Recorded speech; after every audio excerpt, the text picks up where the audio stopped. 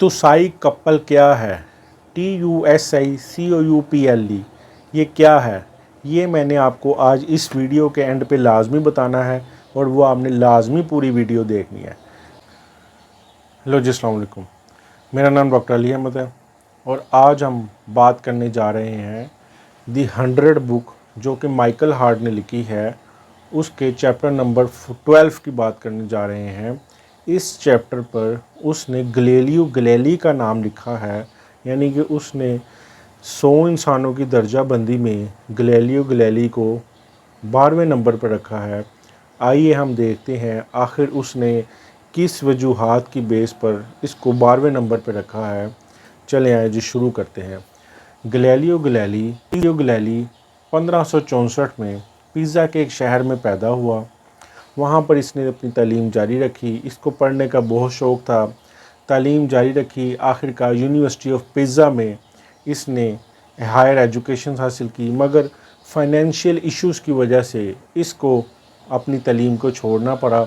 मगर बहरहाल इसने इतनी तालीम हासिल कर ली थी कि एक टीचर बन सकता था, और ऐसा ही हुआ। फ्यूचर में यूनिवर्सिटी ऑफ पिज़ा में ही इसको नौकरी मिल गई और वहाँ पर ये टीचिंग के फ़राइज़ अंजाम देना शुरू हो गया। अब कहा जाता है कि जब इसने अरस्तू को गलत साबित किया, उसके बाद से यूनिवर्सिटी ऑफ पिज़ा के जो प्रोफेसर्स थे वो इसके ख़िलाफ़ हो गए, जिसकी वजह से इसको बाद में शिफ्ट होना पड़ा यूनिवर्सिटी ऑफ पाडवा में। ठीक है, अब ये वहाँ पर ज़्यादा बेहतर तरीके से जॉब कर रहा था और अपनी इन्वेंशंस को ज़्यादा बेहतर तरीके से लोगों के सामने ला रहा था।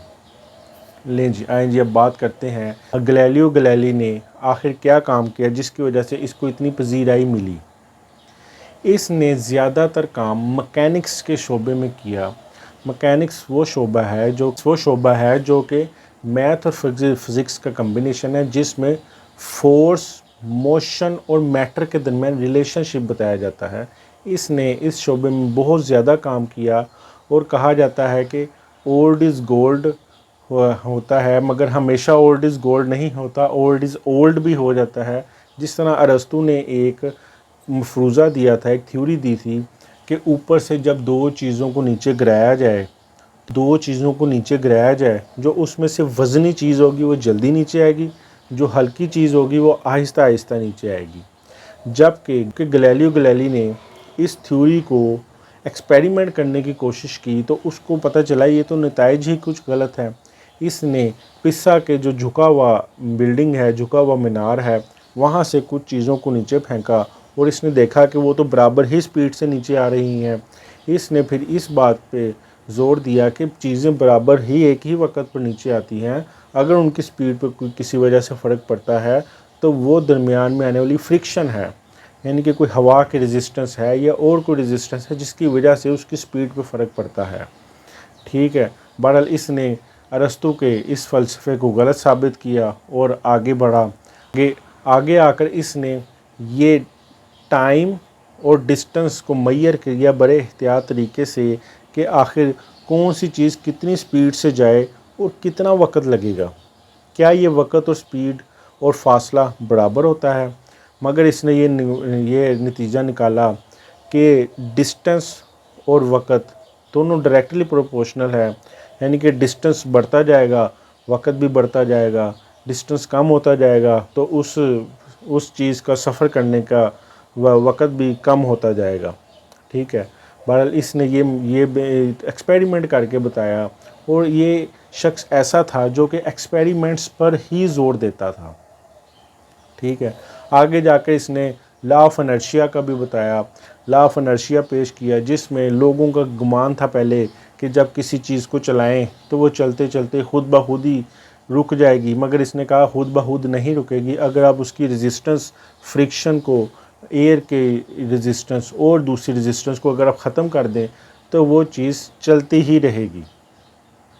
यानी कि उसने एक कुदरत के निज़ाम को भी बताया कि सियारे अपने मदार में घूमी जा रहे हैं क्योंकि उनको खुदा ने, कुदरत ने रेजिस्टेंस फ्री कर दिया है कि वो अब चलते ही जा रहे हैं और खुदा के हुक्म से ही रुकेंगे जब भी रुकेंगे। ठीक है, ये इसकी कुछ मेन पॉइंट्स हैं मैकेनिक्स में। अब इसने कहा जाता है कि इसने एस्ट्रोनॉमी पर भी बहुत ज़्यादा काम किया। बहरहाल इसको टेलीस्कोप का इतना ज़्यादा नहीं पता था। इसने दुकान पे गया, जो आम ऐनक बनाने वाले शीशे होते हैं वो आज से लाया, वो वाले शीशे लाया। इसने एक टेलीस्कोप में लगा कर जब इसने देखा तो इसको हैरान रह गया कि ये तो कुदरत ने एक बहुत बड़ा करिश्मा बनाया है। और यही वो पहला शख्स है जिसने बताया कि चाँद पर भी दाग होता है। जी, मैं आपको बताता चलूँ, यही वो पहला शख्स है जिसने बताया कि चाँद पर भी दाग है, चाँद की सतह गैर हमवार है, वहाँ पर पहाड़ हैं, वहाँ पर आतिशफ़शां है। इसी तरह इसने जब दूसरे सियारों को देखा तो इसने देखा किसी सियारे के 4 चाँद हैं, किसी के 2 चाँद हैं। इसने जब सूरज को देखा, सूरज के बारे में भी बताया कि इसकी सतह भी हमवार नहीं है, वहाँ पर भी आतिशफ़शां पहाड़ हैं। यानी कि इसने जब इस सारी थ्योरीज़ को बताया एक्सपेरिमेंट कर और इसके बाद जब इसने निकोलस नामी एक एस्ट्रोनॉमी था जिसकी पहले ही थ्योरी मौजूद थी कि ज़मीन साकन नहीं है, ज़मीन सूरज के गिर्द घूमती है, और उसकी दुनिया मुखालफत कर रही थी कि इसने गलत थ्योरी दी। बहरहाल गैलीलियो गैलीली ने निकोलस की हमायत की और कहा कि वो ठीक कहता है, क्योंकि ये माइक्रोस्कोप से उनकी हर गर्दिश को, दूसरे सियारों की गर्दिश को सूरज के गिर्द देख चुका था। आखिर क्यों क्रिश्चियन कहते हैं कि ज़मीन साकिन है और सारी चीज़ें इसके इर्द गिर्द गर्दिश कर रही हैं? क्योंकि उनकी बाइबल में लिखा हुआ है, मुझे लगता है ये मॉडिफाइड बाइबल जो है अब, उसमें लिखा हुआ है कि भी ज़मीन जमा दी गई है, ज़मीन को एक जगह फ़िक्स कर दिया गया है, वो अब गर्दिश नहीं करेगी। जिसकी बेस पर क्रिश्चियन इसके ख़िलाफ़ हो गए थे, निकोलस के भी और गैलीलियो के भी। ये तो मज़हब से तसादुम कर रहा है, मज़हब के हम आहंग नहीं चाह रहा। बहरहाल गैलीलियो को इस पे बहुत ज़्यादा तनकीद का निशाना बना और इसके मुकदमात को भी बर्दाश्त करना पड़ा। और कहा जाता है कि गैलीलियो को एक दफ़ा मजहबी अदालत में बुलाया गया और इसे कहा कि तुम तस्लीम करो कि तुमने ये गलत किया है और तुम इसकी माफ़ी मांगो, आइंदा नहीं करोगे। बहरहाल इसने उसको तस्लीम किया कि मैंने गलत किया है और मैं उसकी माफ़ी मांगता हूँ, मगर इसने सरगोशी में नीचे देखते हुए कहा ये ज़मीन तो अभी भी घूम रही है। यानी कि ये अपनी बात पे अटल हो गया था, अपनी बात पर डट गया था और इसने निकोलस को सही साबित किया कि वो ठीक कहता था। ये पहला साइंटिस्ट था जो कि तजर्बात पर ज़ोर देता था कि आप तजर्बे करें, तजर्बात के बगैर कुछ भी नहीं है। इसने कुछ ख़त लिखे अपने शागिर्दों को कि हमारी बाइबल में तो ये लिखा है, तो क्यों ना हम मेरी जो थ्योरी है, जो निकोलस की असल में थ्योरी है, इसको बाइबल के साथ किस तरह मिलाया जाए। यही ख़त उसके मुखालफिन के हाथों लगा तो तौहीन मज़हब का इस पर केस चला। उस वक्त के चर्च ने, पोप ने इसके ख़िलाफ़ मुकदमात सुने और इसको घर में नज़र बंद कर दिया गया। बहरहाल ये अपने आखिरी वक्त घर में ही रहा और ये अपनी साइंसी इजादात और अपनी साइंसी तालीमात को लिखवाता रहा और ये अपने वक्त पर कायम रहा। बस फ़र्क ये है कि इसको सुकरात की तरह जहर का प्याला नहीं पीना पड़ा, इसको इन दी एंड नज़रें बंद की सज़ा को बर्दाश्त करना पड़ा।